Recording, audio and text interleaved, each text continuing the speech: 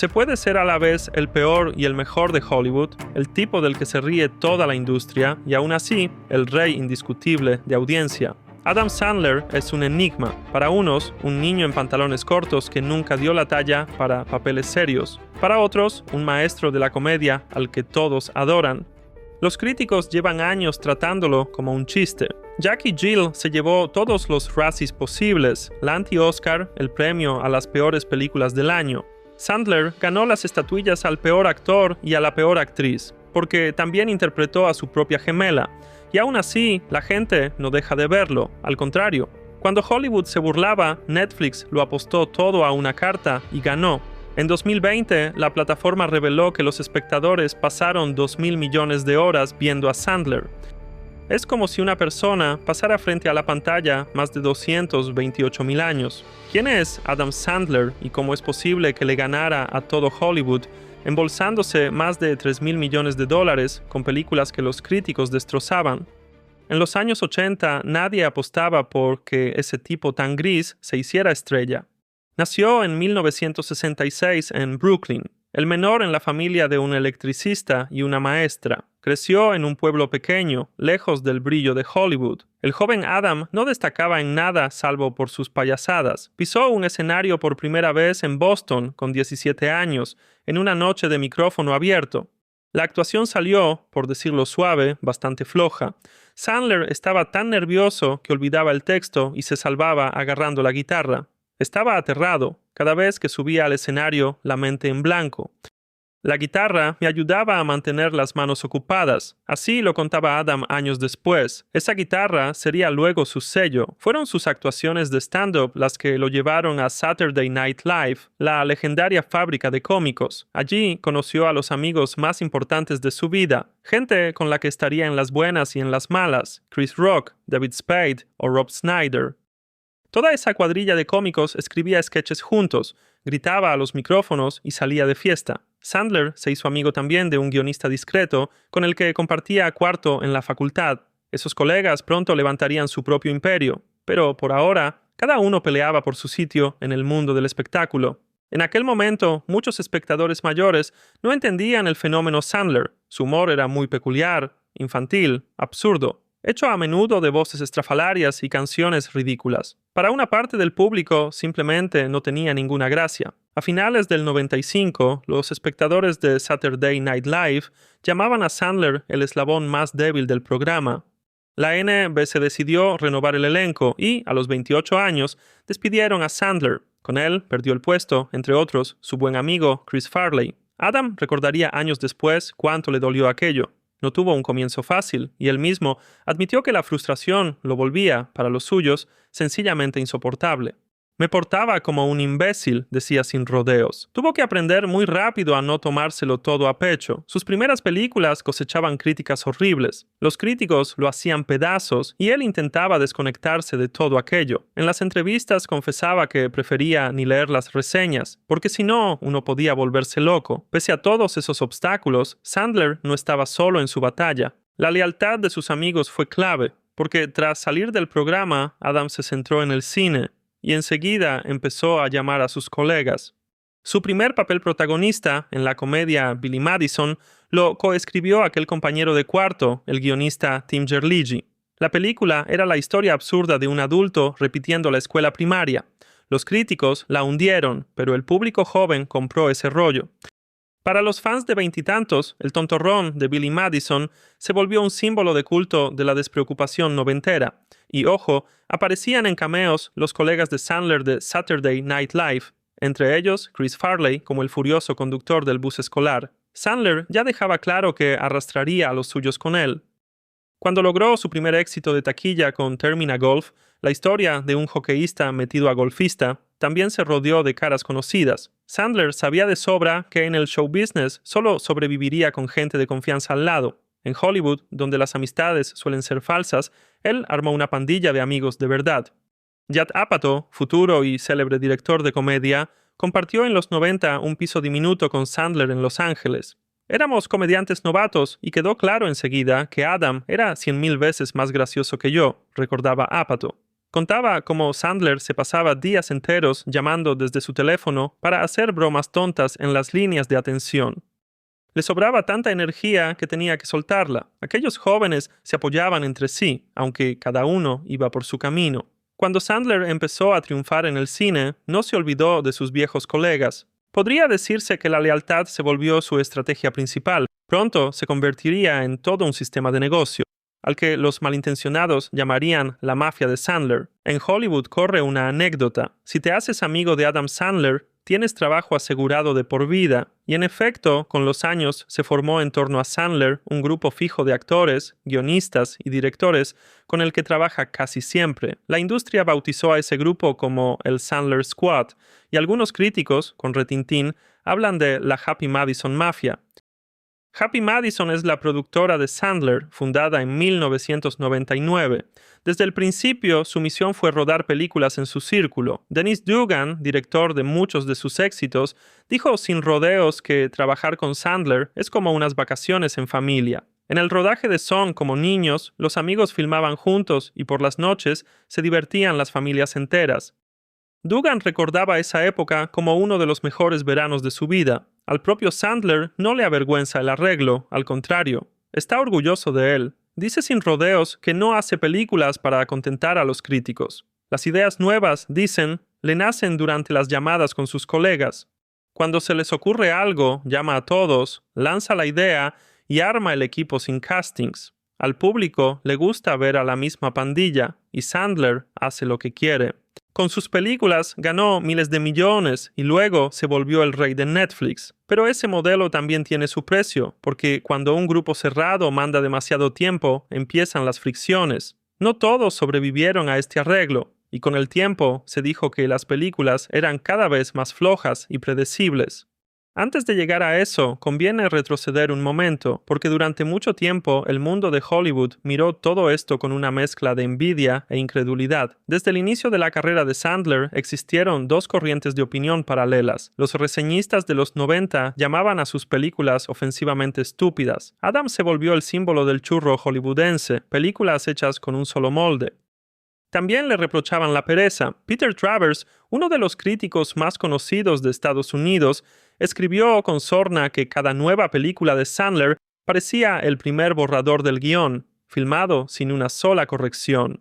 Otros se burlaban diciendo que Sandler rodaba los videos caseros más caros de la historia, porque sus producciones parecían payasadas de vacaciones pagadas por el estudio. La crítica tocó techo con Jack y Jill, que en un portal popular tenía apenas un 3% de reseñas positivas. La película quedó literalmente destrozada. No es de extrañar que Sandler se llevara un récord de 10 Razzies por esa producción. Nadie, ni antes ni después, ganó en todas las categorías de este antipremio, lo que muestra la escala del linchamiento crítico. Y aún así, el público seguía queriendo más Sandler. Sus primeras comedias tontorronas de los 90 resultaron un fenómeno generacional. Sandler creó un tipo de héroe que conectaba con el gran público. Es el niño eterno, un simplón de corazón de oro que ridiculiza a los engreídos y gana por su sinceridad y su amistad. Ese esquema, el don nadie que le gana a los ricos, se repetía en muchas de sus películas y, curiosamente, caía en terreno fértil. Sandler encajaba perfecto en la fantasía estadounidense del tipo común que derrota a las élites. Un tipo con corazón en lugar de cabeza. Un desastre total, pero al final él gana. Un columnista lo describió así: un héroe que ignora a los expertos, rompe las reglas y aún así sube al podio. Y algo de razón había, porque en las películas de Sandler eran los abogados o los médicos los que salían como engreídos y desconectados de la vida. Y ese tipo simple y corriente, atolondrado, terco, sincero, acababa de héroe. Y eso funcionaba, porque esas historias eran como cuentos de hadas para adultos. Sociología aparte, el público solo quería reírse. Y Sandler se lo daba. Aunque los críticos pusieran los ojos en blanco, sus comedias familiares como Un papá genial o románticas, como si fuera la primera vez, eran éxitos de taquilla. Incluso cuando los reseñistas ponían un 0, la gente llenaba las salas. La cumbre de ese choque llegó en 2010 con la comedia Son como niños, sobre unos amigos de la infancia. Los críticos la ridiculizaron y, a la vez, recaudó más de $160 millones. En Estados Unidos fue una de las comedias más populares del año. El contraste era brutal. Los diarios escribían estupidez, pérdida de tiempo, y la gente estaba encantada. Sandler era consciente de esa guerra de opiniones y la ignoraba con ostentación. Cuando en 2020 se contaron las nominaciones al Oscar y resultó que Sandler quedó fuera por el drama Diamantes en Bruto, lo comentó a su manera, burlándose de la carrera por el reconocimiento. En una charla con Howard Stern, bromeó con que, si no le daban el Oscar, volvería a rodar adrede semejante bodrio que todos se atragantaran. Hay que añadir que, con el tiempo, su imagen ante los críticos también fue cambiando. Pasados los años de las tonterías más groseras y con una nueva generación de reseñistas criada con sus películas, surgió otra mirada. Se empezó a notar que, bajo la capa de humor primitivo, las películas de Sandler tenían corazón y autenticidad, porque rodaba con amigos. Sus viejas comedias se volvieron clásicos nostálgicos para quienes crecieron con ellas. Su película familiar de 2023, donde actuaron sus hijas, para sorpresa de todos, se llevó nada menos que un 96% de reseñas positivas. De pronto quedó claro que Sandler podía hacer cosas que los críticos valoraban, sin perder el cariño del público. Pero antes de eso tuvo que llegar cierto punto de inflexión en su vida, algo que lo empujó al cambio y a papeles más ambiciosos. Al cambiar de siglo, Sandler ya era rico y famoso por las comedias, pero se lo seguía viendo como un bufón de chistes tontos. Muchos vaticinaban que se apagaría pronto, como suele pasar con los cómicos que repiten siempre el mismo personaje. Pero en su vida privada ocurrieron hechos que lo transformaron. En 2003 murió su padre, Stanley Sandler. Tras una larga lucha contra el cáncer de pulmón, para Adam, con 37 años entonces, fue un golpe enorme. Su padre era su héroe, muchas veces lo llamó su ídolo y repetía que quería ser un hombre como él. Los amigos decían que Adam se volvió por un tiempo más callado y apagado. Si uno mira sus películas, el tema de padre e hijo estuvo siempre presente. Hasta esas comedias tontas al estilo de Billy Madison o Termina Golf tocaban la relación con el padre. Billy quiere demostrarle al suyo que vale para algo. Happy recuerda a su papá golfista ya fallecido. La primera señal del cambio, sin embargo, fue una película nacida justo antes de la muerte de su padre, Embriagado de Amor, de 2002, dirigida por Paul Thomas Anderson. Fue una sorpresa para todos. Sandler en cine de autor, como un vendedor introvertido con problemas emocionales. Anderson, director de prestigio, le dio un papel muy distinto a los que tenía acostumbrado al público. Y Sandler lo sostuvo de forma fenomenal. Mostró en pantalla sensibilidad, rabia y tristeza de un modo que sorprendió hasta a sus fans. Los críticos se frotaban los ojos de asombro. Ese payaso tontorrón sabe actuar en serio. Por ese papel, Sandler consiguió su primera nominación al Golden Globe. No ganó, cierto, pero la señal recorrió el mundo. Hay talento dramático dormido en él. Él mismo contó que le tenía miedo al papel. Tras ver Magnolia, la anterior de Anderson, pensó que no daría la talla, y aún así el director sacó de él algo nuevo.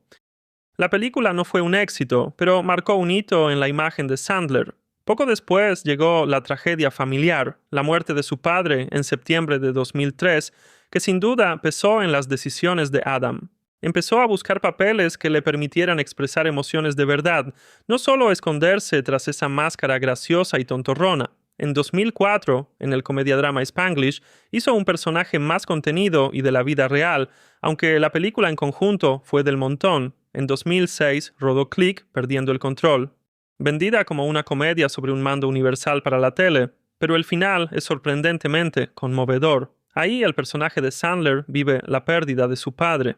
La escena en que el hijo, que llega tarde, se despide de su padre moribundo, conmovió hasta a los más cínicos. Muchos ataron cabos con el tiempo. Sandler seguramente volcó ahí su propio dolor por la pérdida del padre. Tras 2003, en sus películas asoma cada vez más el tema de perder al padre o de la paternidad a solas. Algo maduraba en él, como si el cómico que hasta entonces llevaba máscara descubriera su verdadero rostro, lleno de tristeza. En privado, admitió que por entonces pensaba mucho en su padre. En la película hay una escena con el suegro del personaje, donde Sandler estalla en un llanto desesperado. Al parecer, en el rodaje actores y equipo quedaron en shock al ver cuánto dolor real sacó de sí. Pese a estos saltos al drama, Sandler no abandonó la comedia. Siempre alternó los proyectos ambiciosos con su viejo estilo, pero el mundo empezó a ver que no era solo un cómico.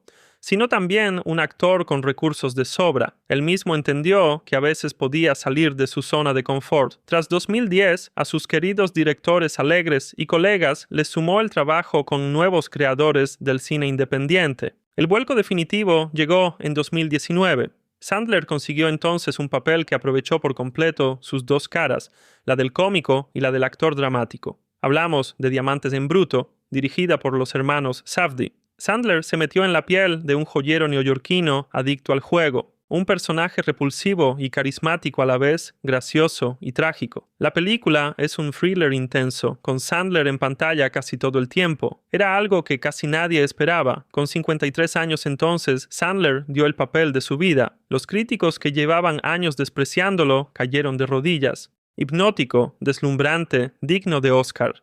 Llovían elogios así. De Sandler escribían que había vuelto a su mejor forma, aunque lo irónico es que nunca antes había mostrado semejante maestría como actor. Por Diamantes en Bruto recibió muchos premios de la crítica y nominaciones a galardones de peso. Todo Internet clamaba que le correspondía una nominación al Oscar, pero Sandler parecía no inmutarse. En la gala de los Film Independent, al recoger su premio, soltó un discurso divertidísimo en el que se reía de todo Hollywood y de sí mismo. El público, con muchos cineastas destacados entre la gente, lo aplaudió de pie. Conviene señalar que a ese momento se sumó cierto cambio generacional. Sandler se volvió en la cultura pop una especie de tío Adam, el veterano que todos conocen desde jóvenes. Se lo empezó a valorar por la huella que dejó en la comedia estadounidense. En 2023 recibió el premio Mark Twain, algo así como el Nobel de la comedia. En la gala de Washington, donde una multitud de estrellas ensalzaba sus logros, Sandler, con su humildad de siempre, bromeó preguntando si Mark Twain vendría a la ceremonia. Al recoger la estatuilla, dijo que, en realidad, sus amigos y su familia lo hicieron quien es. Le dio las gracias a su hermano, que lo animó a actuar, a sus colegas, vueltos sus hermanos, y a su esposa y sus hijas, por darle esa rara y loca seguridad cada día. Fue un hermoso momento de reconocimiento. Lo interesante es que Sandler llegó a esa cumbre sin renunciar en nada a su estilo de vida y de trabajo. No cambió de golpe su entorno por directores ambiciosos, ni se mudó a una mansión a beber vino con intelectuales. Tras ese éxito, siguió haciendo sus películas de siempre, y con la misma gente. Como lo anunció en broma, así lo hizo. Su siguiente película tras Diamantes en Bruto fue El Halloween de Hubie, una comedia tonta de Netflix sobre un rarito que salva a su pueblo en Halloween, llena de chistes de eructos. Los críticos torcieron el gesto, pero el público la vio en masa. Con eso, Sandler demostró que no iba a fingir ser un actor serio a tiempo completo. De vez en cuando sorprende con algún papel ambicioso, pero después vuelve a ser el mismo. Para entender el fenómeno, hay que asomarse tras las bambalinas de su fábrica de cine. La empresa Happy Madison Productions es más que una corporación que hace películas. Es el estilo de vida de Sandler y compañía. Hoy, la empresa suma más de 50 largometrajes, sobre todo comedias con Adam o promocionadas con su nombre. Un rodaje con Sandler parece un campamento de verano. El propio Adam admitió sin tapujos que, al elegir proyectos, seguía por el lugar de la acción. En el programa de Jimmy Fallon confirmó entre risas los rumores. Sí, desde que rodó, como si fuera la primera vez en Hawái, intenta ambientar los guiones en sitios turísticos atractivos. Imagínate, dice Fallon, que al decidir una película piensas, me gustaría rodarla donde pudiera tener vacaciones, por ejemplo en África. Sandler saltó sin dudar, sí. Y en efecto, Juntos y Revueltos, de 2014, transcurría en un resort de lujo en Sudáfrica, a donde Sandler se llevó a todo el equipo de safari. Una esposa de mentira a las pintorescas Hawái, son como niños, a un lago idílico de Nueva Inglaterra. Y se podría seguir un buen rato. En broma, se dice que es el club de viajeros mejor pagado, pero cuesta reprochárselo. ¿Quién de nosotros no querría trabajar así? Sandler encontró la grieta, y sus películas ganan dinero igual, así que nadie le impide rodarlas donde quiera. En el set reina un ambiente relajado, de reunión familiar. Esposas, maridos e hijos suelen ser bienvenidos. Son como niños, se rodó en verano, así que el elenco llegó con sus familias y pasaron el tiempo juntos junto al lago. Todos se conocían muy bien, así que el trabajo iba rápido, y tras las tomas encendían la parrilla y jugaban al básquet. El básquet es la diversión favorita de Sandler fuera del cine. En casi todos los lugares donde rueda, organiza partidos. Dicen que es famoso por colarse en cualquier cancha de Nueva York o donde sea y sumarse a los chicos que juegan en los descansos. Sandler se preocupa porque el trabajo sea diversión. Dice que paga bien a su gente, muchas veces por encima del mercado, para que sigan juntos. Así no tienen motivo para irse. Happy Madison se volvió también un semillero de humor propio. Sus películas tienen un estilo reconocible. Hay mucha improvisación, chistes internos y, a veces, un guiño consciente al espectador. Por ejemplo, en Son como niños hay una escena donde los personajes miran fotos viejas de la infancia. En realidad, es una foto auténtica del joven Adam Sandler de los años 80, lo que divirtió a los fans que conocen esos detalles. Esos guiños hacen que el espectador se sienta parte del equipo, siempre que siga, claro, la obra de Sandler. Naturalmente, a veces todo esto significa también repetición, porque ¿cuántas veces puedes reírte de lo mismo? Pero Sandler parece no preocuparse. Vale la pena mencionar que Happy Madison no se limitó a producciones con Sandler. Su empresa producía también películas para los colegas, muchas veces sin Adam en el reparto, aunque solía asomar en algún cameo. Esas películas solían cosechar críticas horribles y funcionar así, pero Sandler las financiaba con tosudez para dar a sus colegas la oportunidad de brillar. Uno de los mayores fracasos fue Bucky Larson, Born to be a Star, una película hecha a medida para Nick Swardson, donde interpretaba a un fracasado que intenta ser estrella porno. Superó incluso el antiéxito de Jack y Jill, llevándose un 0% de reseñas positivas. Y aún así, Sandler lo encajó con entereza y siguió promoviendo a Swardson en sus proyectos. Con los años, la fórmula de Happy Madison tuvo que adaptarse a los cambios de la industria del cine. Cuando llegó la era del streaming y el cine en casa, Sandler olfateó la oportunidad. Sus comedias, aún rentables, empezaron a rendir peor en las salas. Hacia 2013 o 14, el público prefería ver superhéroes, y los críticos ya tachaban de plano cualquier producción nueva con el logo de Happy Madison. Fue entonces cuando Sandler hizo un movimiento que resultó una obra maestra estratégica. Selló un pacto con Netflix, pero antes de entrar en la era Netflix, conviene mencionar que en el equipo de Sandler también hubo conflictos. Para no dejar una imagen tan perfecta, como pasa en las familias, aquí también hubo traiciones. La ruptura más sonada fue la de Rob Schneider. Adam empezó con él en Saturday Night Live, y luego Rob salía a menudo en las películas de Happy Madison. Pero de pronto, los fans notaron que Schneider había desaparecido del reparto de la secuela de Son como niños. En la segunda parte no aparece, aunque los demás colegas volvieron. ¿Qué pasó? Lo aclaró el propio Schneider en una entrevista. Reconoció que no participó por dos razones: el dinero y una agenda apretada. Tenía entonces su propia serie en la tele. Su mujer había tenido un hijo, y el estudio no le ofreció un caché lo bastante atractivo como para dejar otros compromisos. Ruedan Son como niños dos sin mí, un error, bromeaba Schneider en la radio. Añadió medio en serio que deberían haberle pagado un montón de plata. Suena bastante amargo, pero la película sin Schneider salió adelante, y su sitio en la pandilla lo ocupó Nick Swardson. Interpretó al hermano de Rob. Los rumores de una pelea se desmintieron. Sandler y Schneider siguieron siendo amigos y volvieron a trabajar juntos, señal de que no hubo entre ellos ninguna guerra.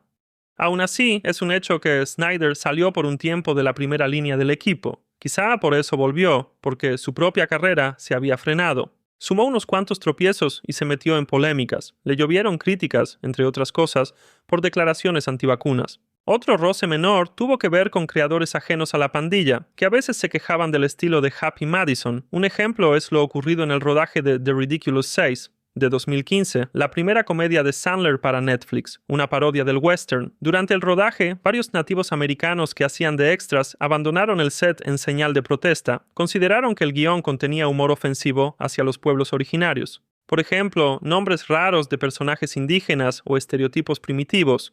Fue todo un escándalo. Los medios escribían que Sandler rodaba un western racista. Adam al principio cayó, pero al final comentó el asunto llamándolo un malentendido. La indignación viene de sacar ciertas cosas de contexto. Pidió que se juzgara la película entera, porque su intención es ridiculizar a los vaqueros blancos, y los indios de la trama son positivos. O sea, la clásica defensa de es sátira, no racismo.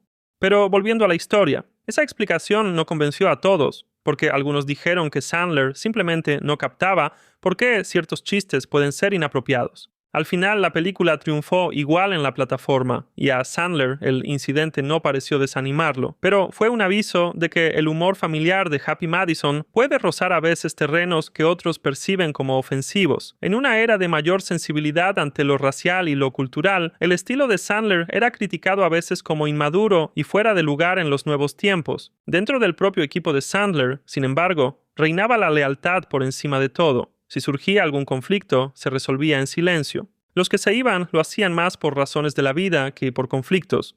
A veces la carrera de alguien torció hacia otro lado. A veces alguien se quedó en la sombra. Pero Sandler es conocido por no quemar puentes. Por eso su mafia lleva ya casi 3 décadas en una industria donde la mayoría de los arreglos no aguanta ni unos pocos años. Tras el éxito de Diamantes en bruto, podía parecer que Sandler se pasaría solo al cine ambicioso y se volvería un habitual de los Oscar. Pero él tenía otros planes. Volvió a su puerto seguro, aunque se notaba que había tomado nueva energía creativa. En 2020 firmó la renovación de su contrato con Netflix. En 2022 sorprendió al público con la película deportiva Hustle, donde hizo de ojeador de la NBA que descubre a un talentoso baloncestista. La película tuvo una acogida muy cálida. Se elogió la actuación auténtica de Sandler, que como gran fan del básquet pudo unir pasión y trabajo. Hustle logró un 93% de opiniones positivas, uno de los proyectos mejor valorados de su carrera. Los críticos empezaron a bromear con que quizá no era casualidad. Cuanto menos intenta Sandler ser gracioso a la fuerza, mejor le sale.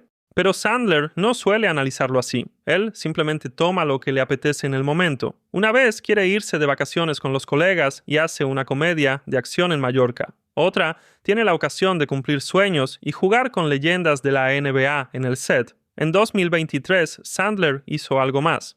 Volvió al escenario del stand-up, salió de gira por Estados Unidos probando material nuevo, y de ahí salió un especial de comedia que llegó a Netflix un año después. Es como cerrar el círculo. Sandler empezó como un cómico inseguro con guitarra, y ahora, 30 años después, vuelve triunfal al stand-up ya como un maestro de su oficio. Es más, Sandler se volvió sin querer un icono de estilo para los jóvenes. En plena era de TikTok descubrieron su onda de la vieja escuela. En 2024 corre la noticia de que la Gen Z declaró a Adam Sandler inspiración de moda. Su atuendo típico, shorts anchos hasta la rodilla, una sudadera enorme y zapatillas, se volvió tendencia viral. Las chicas empezaron a combinar ropa masculina holgada con prendas más elegantes, llamando a ese look Madame Sandler. El propio Sandler lo comentó de forma desarmante en una revista. «Yo solo llevo ropa tonta. No sé, no pienso en qué me pongo», respondió al preguntarle por ser un gurú de la moda para la Gen Z. Siempre apostó por la comodidad y la autenticidad, y con eso conquistó a otra generación, harta de esos looks rebuscados de Instagram. En el mundo de las alfombras rojas, Sandler sigue siendo el mismo. Un tipo en chándal que a veces se pone traje para una gala, pero después vuelve rápido a su atuendo favorito. El hecho es que Adam Sandler hoy lo tiene todo: el respeto de la industria, el cariño del público y dinero. En 2023, la revista Forbes volvió a colocarlo entre los actores mejor pagados. Gracias a sus contratos con Netflix, ganó $73 millones en un año.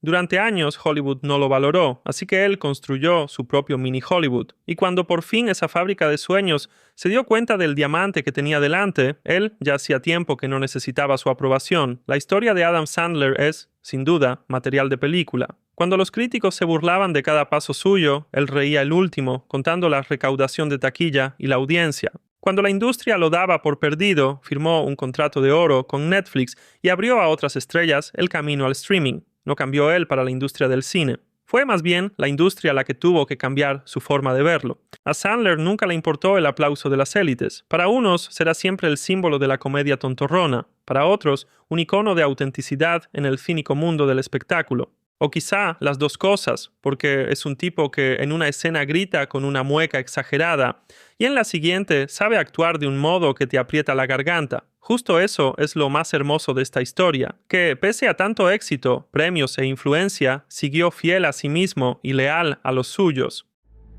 Esto es Limón Libre. Gracias por ver el vídeo y hasta dentro de un momento.